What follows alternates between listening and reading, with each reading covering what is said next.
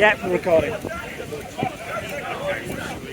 you want to start? Yeah, okay, well, I guess first I'll say welcome to whatever this channel, video, vlog is, whatever it grows up into, this is the start of it. It's funny how you put the camera on me and now there's people looking. It's funny how people can I don't know. Hopefully you can hear us through the wind and the shouting to our side here. But what we're going to try and do is we're going to run through some questions. Some of them are being kind of complicated, some of them are just a bit of fun, and just kind of get a bit of a sense of what kind of people think, believe, and believe. Some people might change their ideas a little bit, come back maybe next week, and then maybe we'll catch up with the same person, and things might change, or whatever. And hopefully by the end of some of the questions, we hopefully can leave get everyone to leave a little positive mantra. So however the conversations are going, we'll try and end it on a positive note, because there's enough negativity in this small little space of the planet. Let's try and do something positive within it. And that's a start, right? My name's Martin, by the way. I just started talking. Despite wearing the same kind of thing, I'm not evil in any way or mean. So that's Yeah, my name's Dust, and we share a similar sentiment about Speaker's Corner, and we're going to try and improve the quality of debate here by actually introducing real debate rather than just whatever vivid and most violent has been the dominant force here, which does not represent what Speaker's Corner is. This represents what we represent, is really the majority of conversations that do happen here. It's just they don't get 10,000, 20,000 hits because we're not fisting each other. I mean, if we made a video where we just bring someone in that's the opposite to us and we just shout and scream, that's going to make a video, and that's going to get hits, and that's going to make our YouTube channel, wherever it is, much more clickable and people will go for it. But if we want to have a more conversation, which might be boring, far less dramatic, you can actually come away and learn something rather than an argument being descended to swearing at each other and personally, so by which point you've lost. It's done. There's nothing to learn anymore, and it's going to end up in someone punching another person. And please come in and it's pointless. So it's not going to go anywhere near that avenue. We want to leave on a positive mark. We don't want to end with people wanting to hit each other and hurt each other, because you don't learn anything that way. It's backwards and stuff. So that's hopefully what we can do. We grab some people. Yeah, I think people will come over once we've sort of established ourselves a little bit more. But we do look like we're just two people interviewing. So if we see somebody, just grab them. Yes, we're going to be a bit off the cuff, a little bit random, but we do have a list of questions and a set time for each question. Okay. So of course we can extend depending on how good the actual interview goes with people here in this park. And shall we, anything else you'd like to say before we kick off? We'll try and control the language. We'll try not to say swearing and whatever. Let's have a decent conversation. Hi there, we're doing questions, and our question today is religion a positive or negative force? Maybe something that will have radical. So the question. So the question coming, what's your name? I'm John. John, welcome to Speaker's Corner. We are representing more of a debate and discussion rather than the vivid nonsense that normally transpires here. So we're trying to show what Speaker's Corner is really like. The first question on our list. So we'll want to step slightly. Right. That's it. Good. You're both in the shop now. So the first question is religion a positive or negative force? Well, I think it depends, because it depends on what the person makes religion. Because if religion is a vehicle to make the person a better person, to help people, and to really develop themselves into a person that does good, well, it's good. But if religion makes people, and all of religions make people, some people, certainly fanatic, and to the point where they can make wars, kill people, and everything, well, it certainly becomes a bad thing. Yes. Yeah, do you think that in a secular society could be as well as a religious society? Like, think that they can outdo a religious society. Did you to be a good person, do you need to be religious? No, not at all. So you can be good with religion and without religion. Certainly. I think what you've just said is very profound, by the way. I think it's very easy to confuse religion with the person that's in front of you. Because at Speaker's Corner you get people here like Tattoo, Bob the Destroyer, who come here with not what represents the best of their religion, but what represents the best of that individual's hatred. Do you think that's a good thing that religion lets that happen, or that needs to be some dialogue into why that's bad? Well, I don't think it's a good thing, but I don't really know how you can proceed with stopping it, you know, because personally I believe firmly, hence I'm in Speaker's Corner, in freedom of speech, and I do not trust anybody to regulate what I can say and what I can't say, even less government. So actually I would rather have some fanatic views which are not good, of course, I don't share them, but rather than a government regulating what can I say and what can't I say.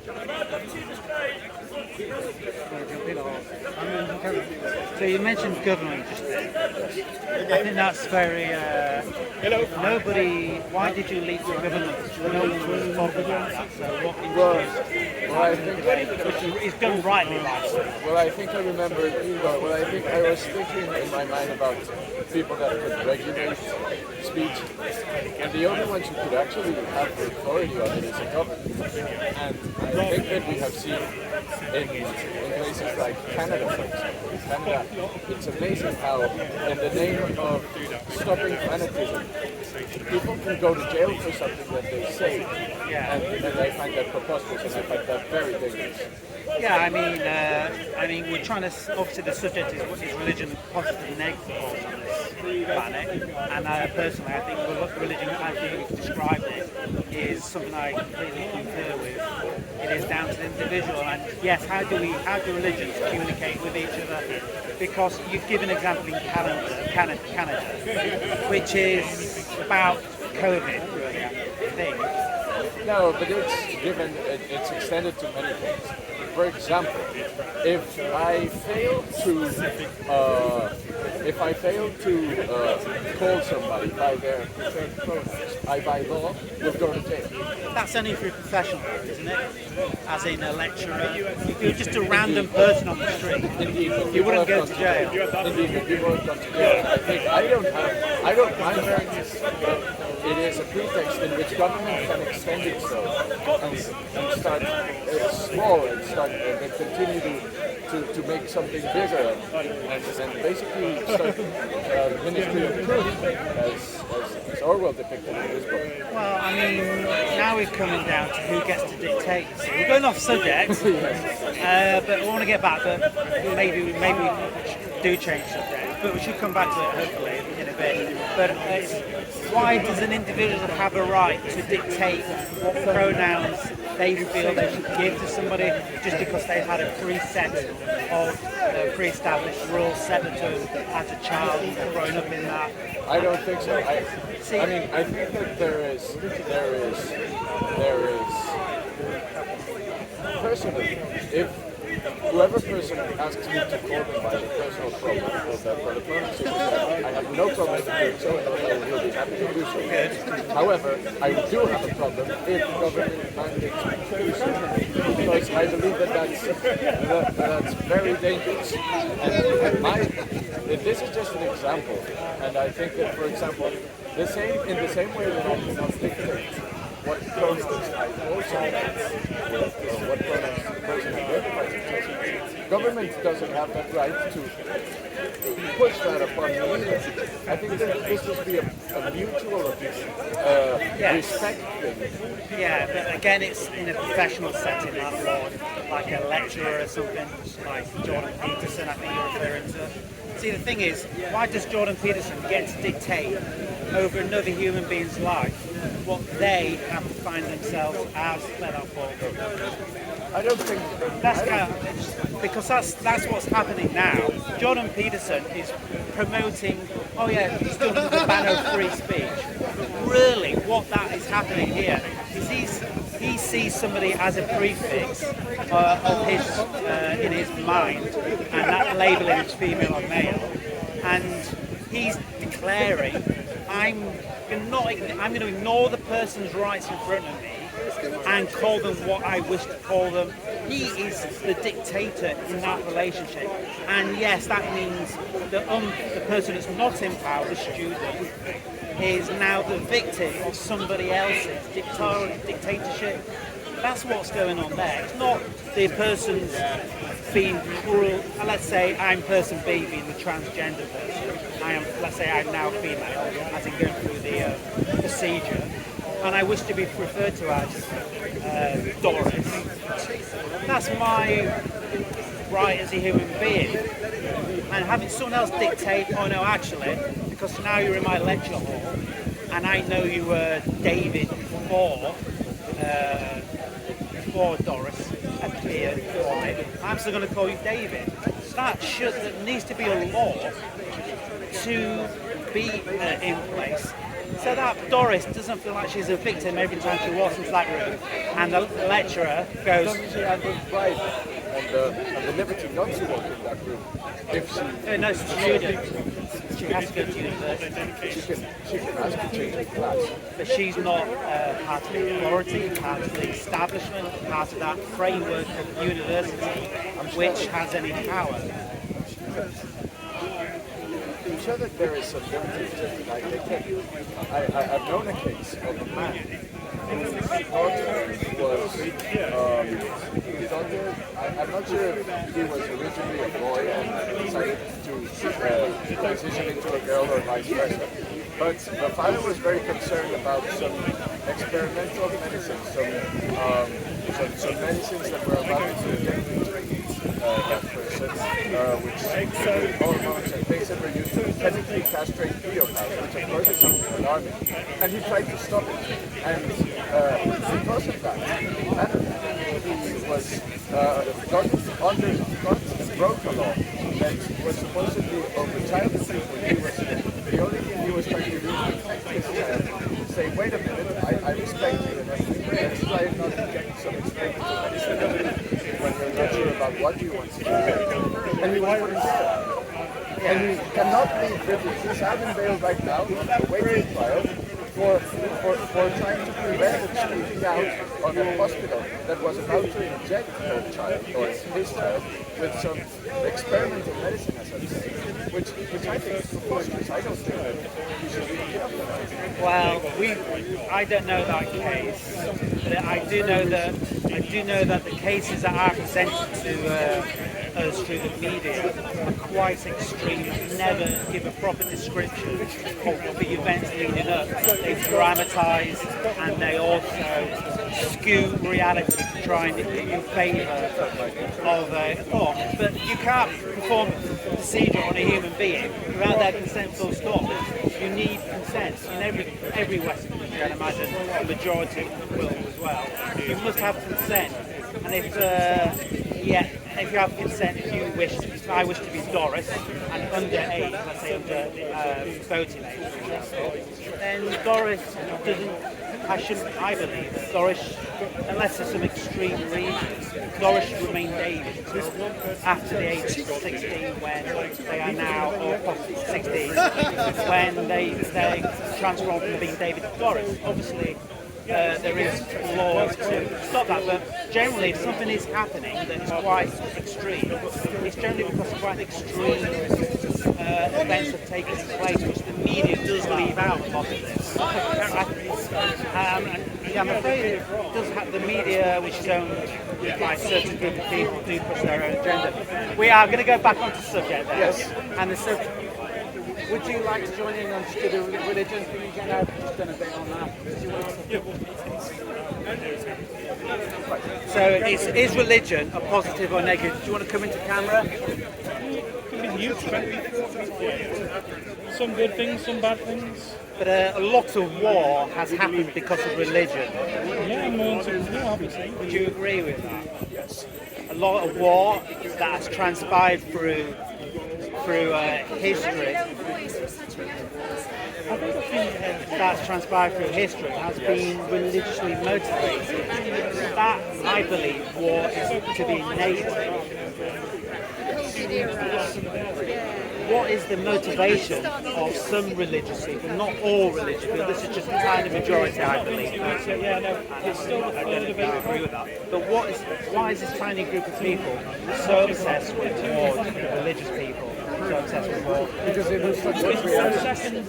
They lose touch with reality. It's been a very long and 2 weeks. they become so fanatized in whatever their preaching or their teachings are that they forget what they're for. That they forget about everything and that they start viewing people as evil just because they believe in other things and they lose touch. If you class people as fundamentally very moment at all, it does seem at that point, if you're a leader in society, or any leader, but we'll talk about religion, but it can be any leader. But if you see everyone around you dominantly evil, You've lost touch. you've lost touch, but you have also justified killing anyone. Or that person's evil and they haven't converted to my religion, whatever that religion be, Christianity, Judaism, or Muslim. You have not converted to me. You remain evil. Therefore, you are now subject to be murdered or repressed. And would you say, why is that allowed? I've got no idea, but I think it's good. So do you think it should? Do you think there should be a law to stop that? But there should be pressure and condemnation, and whoever is saying that should be able to say it, because if you can, however, nobody but nobody should listen to it. But the problem Or a with tiny majority should listen to it. the problem with that statement, obviously I agree with the sentiment behind what you said. The premise of law, which is if you hold yourself as a religious leader, what does that mean? What does that mean as a religious leader? When you're going to church and be worshipping the religious leader, what is the legal basis that leader is using to justify war? I don't think so. However, I do think that evermore religious leaders, whatever the leaders, are in downfall. And I think that people are starting to notice what I think, that is that religion actually is something that if you want to practice it should make you a better person. You should use religion to try to be a better person as a guidance, but not as something else. And I think that, for example, myself, I'm personally Jewish, and I have no idea who the chief rabbi of Israel is. I've got no idea who the Judaism. And let alone what he has said, who he has involved, everything. And I think that every time more, and in the other places, more Christians and more Muslims are starting to move and shift from whatever my leader and my teachers say to other religions as a guidance to say, how can I use this to be a better person? How can I use this to make a positive impact in the world I live in? Except or other than making wars and killing people. So, probably my question wasn't probably very. I was trying to be oblique because I didn't want to try and prejudice you, so I'm going to be a bit more accurate. But thank you for that answer. What I was trying to allude to was that if I'm the religious leader of your community, and I say, I'm talking to God, and God has sanctioned me telling you to go and murder those Jewish people over there, because those Jewish people over there are sinners, or even those Jewish people on the left side of the Jewish faith. They're also included with those other people. Maybe we need to repress and turn those. But if you're in synagogue, thank you. I'm dyslexic, so words are sometimes a wee bit tricky, I apologise. If you're in that venue of worship, my word isn't just a suggestion. My word is actually the word of God. So how can you as a member... I think that we should all, I think that everyone has the ability of critical thinking, and some more than others. And I think that there will be some point where we will say, okay, let's say that you were a rabbi saying that I would not leave Judaism, but I would probably live that synagogue for that Shabbat. I would probably say, this is not Judaism, this is not what I think, this is not what I do. So it might be better if I left, or it might be better if I did not follow this advice. And I believe that ever more people are critically thinking about their religion and taking the good parts, pushing the bad parts away. I wish what you said was, I've come here and said that very sentence, by the way, but I've said that sentence with a massive caveat, which is, if you criticise the word of God, you become the enemy of God. And the enemy of God is something that, whoever which religion you're on, you are now either subject to punishment or worse, to be stuck in a concentration camp for extermination. But I think that there is a misconception about the Word of God. And I think that the Word of God is what you personally make it.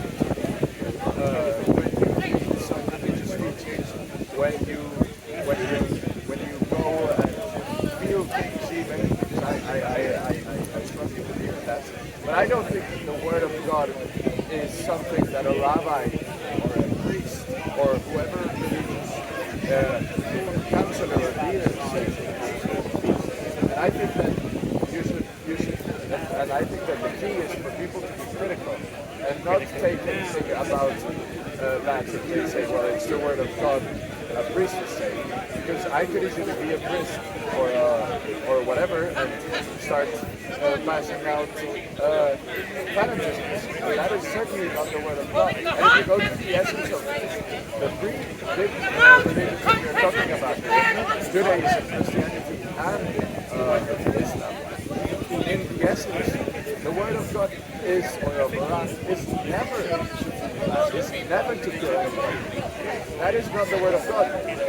The supposed Word of God is just a distortion of fanatics who again have lost touch with reality, both of their world and of their religion. They start splashing it out like it were the Word of God, but it really isn't. So do you think there's a massive divide between religious leaders and followers of religion? I think there is starting to, that there's a divide and that it's starting to become bigger and bigger. And it depends, of course, on the religion, because I've met many priests and many rabbis. I don't know who the religious leader of the Islam is, but that are sure very good Jews, and I've met many that are. So it really depends on who the person is, and not just on what he teaches. And I would rather a good priest than a bad rabbi, or a good imam than a bad rabbi, even though I am Jewish. So, right, I completely agree with that. Is there a process in religion, any religion, where the congregation can outrule the leader, the priest, or even put them in prison? Do you think that should exist? I'm not really sure about it. I don't think it does exist. But I think that is not the duty of any religion, the justice systems of wherever they are. If it's proven that their actions have led to death or to any sort of crime, well, they should pay for it. But I think that that doesn't mean that there is impunity to these leaders in religions. And I think that actually they are paying consequences for fanaticism in many religions. And it is the fact that religion is being separated from them. And many religious people like don't look up to them anymore and don't have much respect for them anymore. Of course, there are also exceptions. Well, there's always exceptions.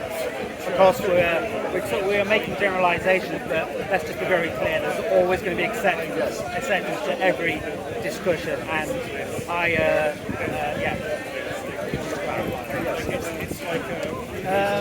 so you said something very interesting. You said there should be a justice system that can be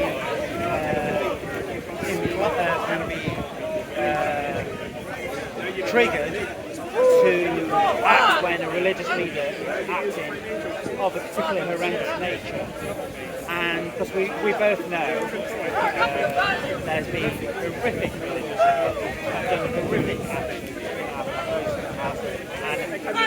in our and throughout the majority of history. But for the majority of history, they've never had anybody that could step in and arrest them. No, that's never existed.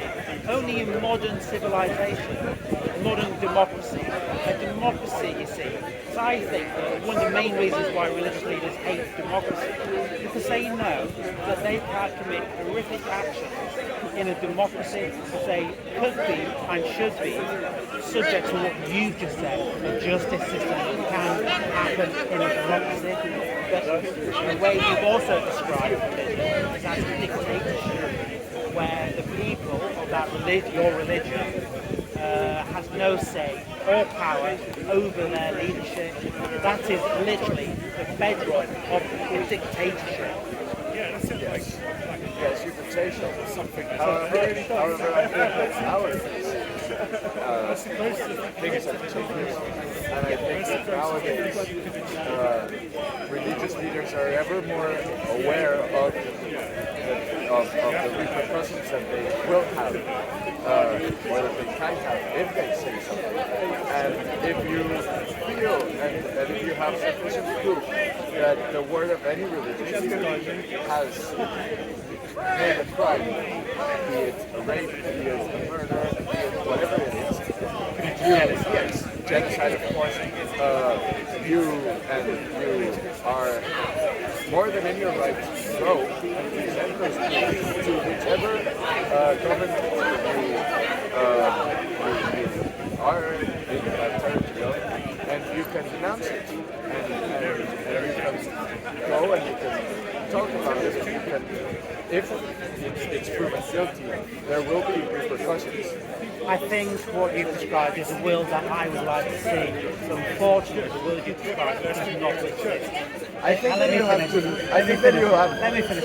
You've described it. I think the majority of people on the planet, even the remotest criticism of their religious leadership, will result in very punitive and damaging reactions, vivid, physical, and emotional type, either being repressed in that religious group, shunned, which is just as damaging as being physically attacked by them. If you are shunned from your religious community, it's a lethal attack, or literally, that's the majority of religions on the planet today. And it was even worse before that, until very recently. The reason why the West is so hated there's many reasons, but one of the main reasons why the West is hated by religion is because, as I mentioned, and as I believe you agree upon, there should be a justice system. This is the very crux of why religions always try to, like Donald Trump, has tried to bring down government, tried to reinsert a religious government, because in democracy there's that framework. And I believe, correct me if I'm wrong, that framework you concur as being a positive, functional. Would you say there should be a world constitution? No. Because I think that I think that would be a pretext for many things in the first place. I'm just trying to get my head ready. But I think that the biggest problem with a world constitution is that there is such plurality in the world that it would be very complicated to come to an agreement or what that constitution should be. And it would be very difficult to hold accountability of that constitution without stepping in to limiting freedom. Well, you're saying, so we're only talking about Yes. So when you say limited freedom, or limited, you're saying we should limit the freedom, not to limit the freedoms of a rape story. No, not at all. That's not literally you just said. No, I mean freedom under that pretext, limiting freedom of who? Of murderers. No, of people, of ordinary people like you and me. Because actions, because the actions When I brought up constitution, it's related to what you told about. I'm not talking about a random subject. No, I know. So, I think the Constitution, because, look, actually, nowadays, you could denounce with sufficient proof and with evidence of any political leader that has committed any sort of crime, and they will be brought to justice. We have it may be hard. I'm not saying it will be easy. can you put the Pope in prison? When it's outside of the Vatican City, yes. And if it's proven So you think there's a legal process strong enough? If the Pope had committed a major crime, let's say a war in Rwanda, genocide triggered a war in Rwanda. What's that called? Thank you, dyslexia. If it was a genocide after about 20 years ago. And so if he triggered a war, it's triggered and supported that genocide, he should go to prison. Nowadays, yes, of course, he should have gone to prison every day, but I think that now, today, it's one of the few times where he could actually go to prison. I disagree with that because what happened in Rwanda is that some major leading Catholic leaders did go to prison and there was a legal system. But the Pope, who's the boss, because people, I'm afraid if you have a boss, they take responsibility for the crimes of their organisation. But they wrote through from wrong. That was 1993, right? All right, 20, yeah. 13. 30 years ago. I'm very good at maths. No worries. Dyslexic, I'm good at maths. No worries. But I think that it I think that we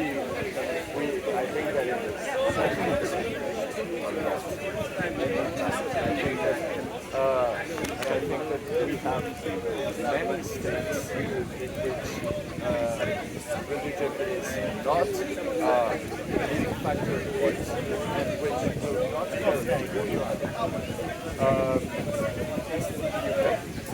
Actually, the UK courts are to the extent of my knowledge, very impartial in their It's called the Crown's Prosecution Service.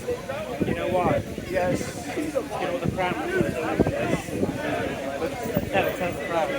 Well, that's the royal level. And which religion is it?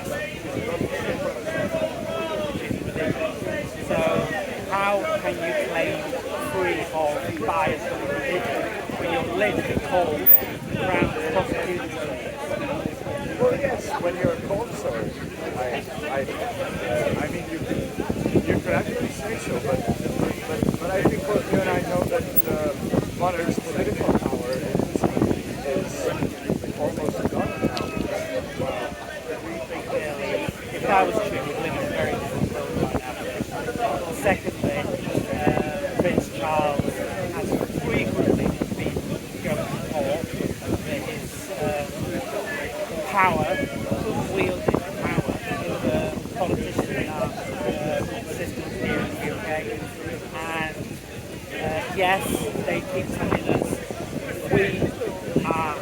we, the royal family, have no political power, but she literally has the building in Parliament dedicated to her, which supersedes Parliament itself, which is called the House of Lords.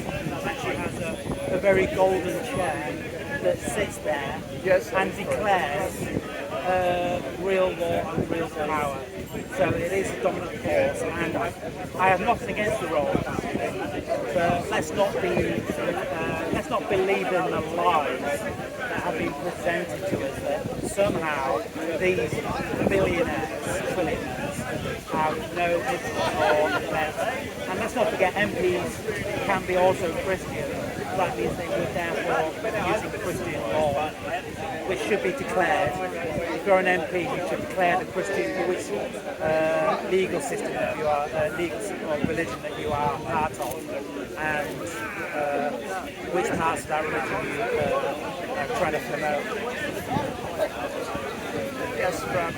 Well, I'm not really that much into the details, but I think that if the Pope has to visit,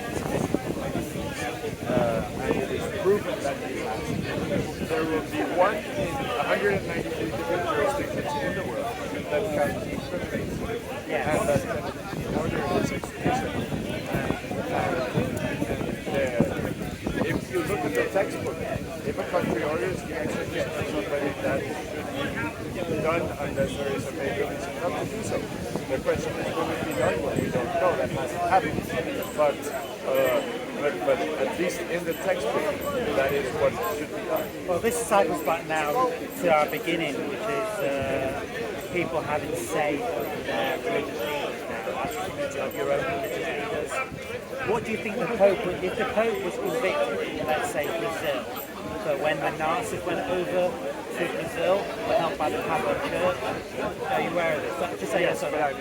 Well, that's not the fault of the current Pope, so why would the Pope? No, it is the fault of the current Pope because they're using the same philosophy and ideology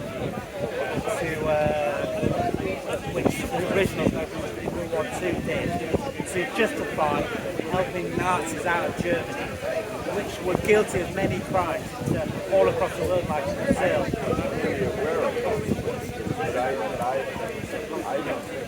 I don't think so. I don't think that the Pope Francis is a guy that From Brazil, I believe, or is it? Oh no. It's from Argentina. Yes, he is Argentine. Well, South America, sorry. Yes. Which is what, yeah. Nazis went to Argentina, Yes. held by the Catholic Church. All of them, not some.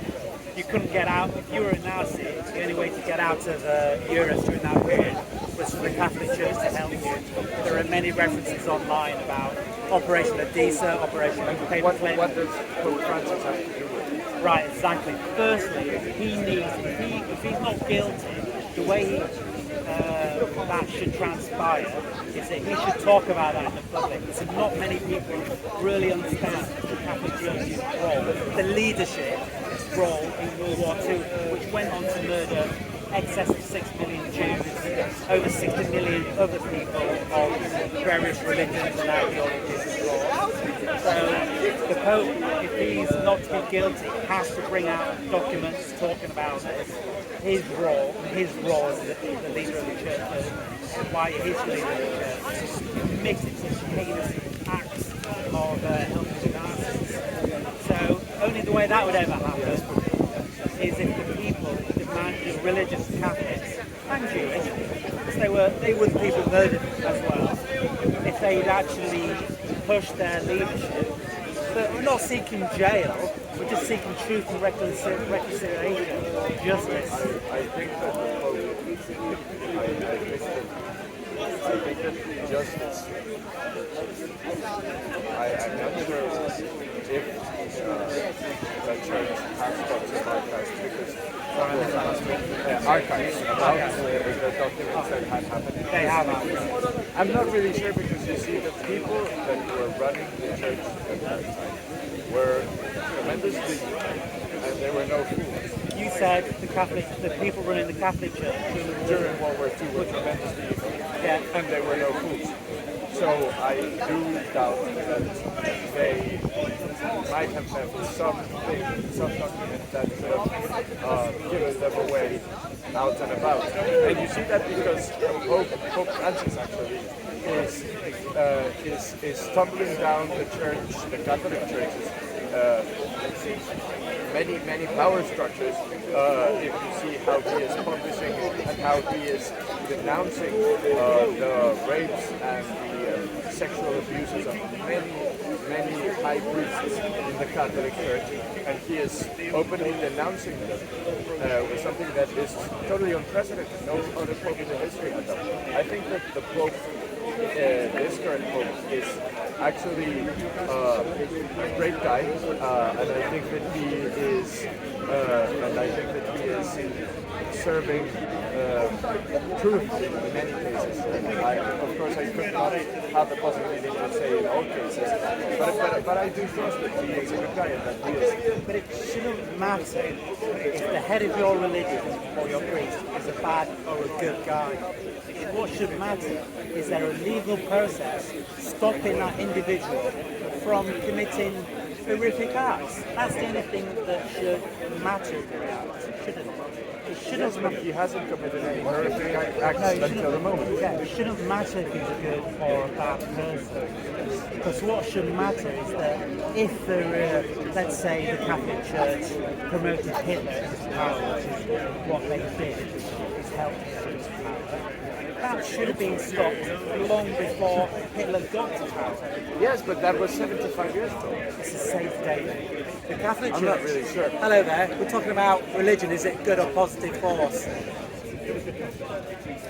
So, the same philosophy which denounces humanity, albeit Jewish, Christian, Muslim, uses the religious leaders uses their faith to justify quite horrific actions, as the Catholic Church did in before World War II and during World War II. Should if he'd gone to prison, because remember, we had a democracy, as we said before, we had a democracy. And guess what the Catholic Church did? First they had to destroy democracy, then they could destroy the people. But I think I am the kind of person that thinks that things have changed. There are people that don't, and that's completely okay as well. But aren't you in a quite privileged position? You have a certain wealth, certain protection where you grow up, where even if you were to be religious, tap your religion or your personal views, you know in your community it's quite well protected, and your family will look after you, and you can in fact even move away from said horror. If you have a certain privilege, yes, for sure. But so privilege is creating a false reality around you. If you were poor and Jewish, you couldn't get out of Germany in 1935. You couldn't afford to. my grandmother was poor and Jewish, and she went out of Italy in 1941. She escaped to South America. Yeah, well, thank you for mentioning that. But I do believe, as I mentioned earlier, there will be cases which contradict the majority of a state. But the majority of people that get out of Germany are people that had wealth to pay their way out, to bribe people, to have relatives to go to another country to begin with, and other luxuries of such a nature. And these are luxuries. Because a lot of people that did escape when the war was actually declared used bribery and wealth to get out there. They didn't just walk out. Unfortunately, money talks. It should never be the case. So privilege does offer a certain distortion of reality. It does, absolutely. So I recommend, I'd recommend to you when philosophizing about the world, how would that apply to the same person with no money? Could you do that thing? I recommend that. But I also like So I hope you take that on. I just like to compare them. I know that we are far from perfect, but I think the world. But I think that humanity is in a far better position than it was 75 years ago. And I think that our job here is not to particularly judge on that, but to actually work in order that people 75 years from now also say, well, the world still isn't perfect, but we're still in a better position than the people that are us 75 years ago were. Right, we're going to conclude it, and so I'd like you to give your final thoughts, but not as on the subject we just talked about, maybe related, but just your vision for the future, maybe what message you can give to somebody for how to hold on to a better world and why we should. Anything of that nature. Yes. Well, I think that we must, as a human race, push forward in a way that we build upon what's built on. And I think that is a huge problem and a huge thing that is being now debated in the world. And people that say that maybe we should get rid of this thing or get rid of the other because it wasn't built in the most ethical way. In many cases, that has happened. That is true. But I think that we can do nothing about it right now other than learn from it and build upon it so that we can be a more equal, a more happy, a more healthy society in the entire world. Thank you very much. Cheers. That was absolutely wonderful. I hope you stay around and engage. I will.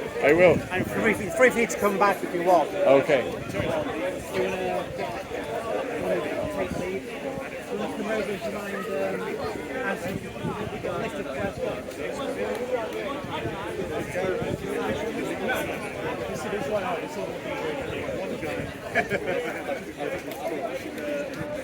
We're back in a moment, folks. We're just trying to collect some other minds and let those minds shine for you accordingly in a moment. So it won't be too long. Hold in there, or fast forward a little bit when people are back. Give me a couple of minutes.